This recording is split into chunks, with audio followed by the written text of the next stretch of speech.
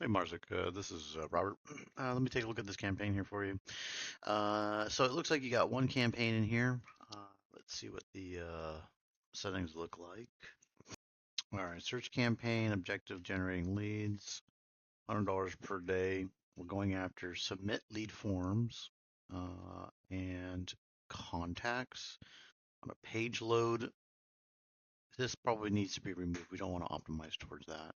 You're doing a manual CPC bid. This is not going to work. And then you got targeting Washington State. All right. So let me to reiterate, if you're doing a manual CPC bid and you're just trying to target a very specific keyword and have manual control over account, you're not going to be able to drive down costs. You're going to pay a premium, and it's going to be very, very expensive cost per click. Let me take a look at this month. You've gotten 17 clicks, average.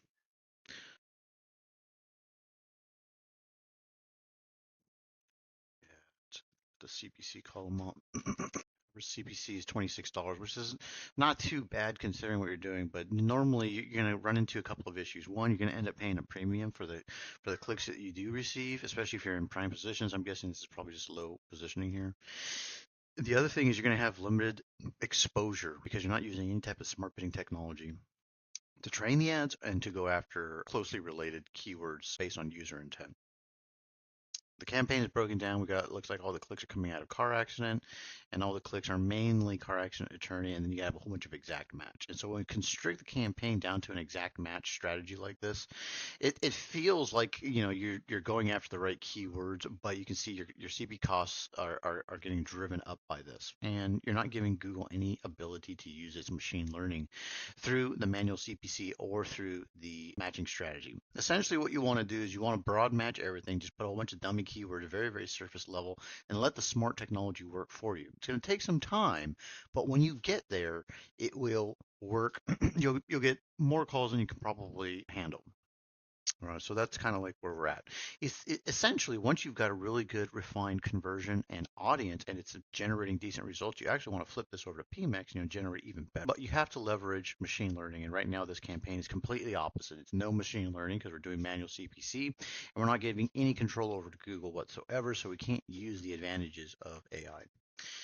Let's take a look at the assets here. The assets, mainly what we also want to run is we want to run call extension ads as much as possible. We don't have any call extensions set up, so that's not even a possibility. We don't have any location assets, so we can't leverage GMB or Google Maps.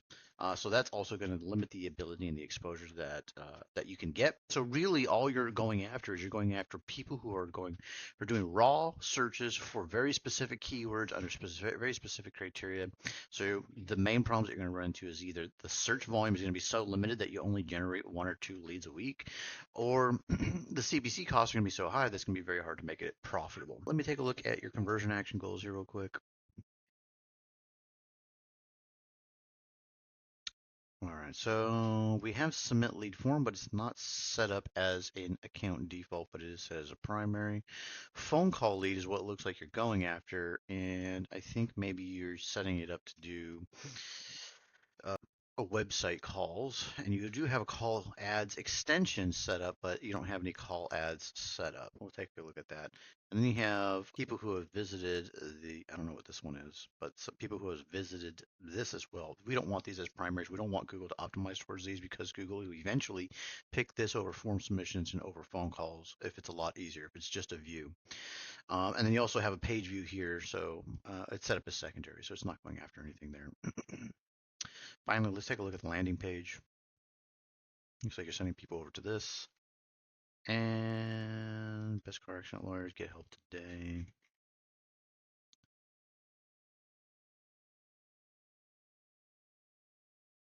It's pretty simple. So, I mean, there's nothing wrong with the landing page as far as I can tell. I think just the way that the campaign is set up, it's probably not going to be very, very successful at the moment.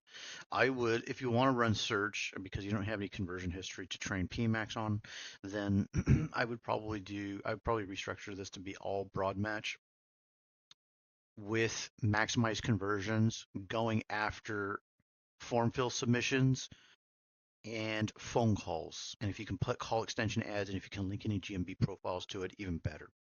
If you're funneling everything over to that landing page, if you're getting phone calls, let me take a look at the landing page one more time here. Do we have an easy to access phone number? We don't. So we're not even pushing for phone calls. I would push for phone calls more than anything. You have a call now button, but I don't think it's obvious.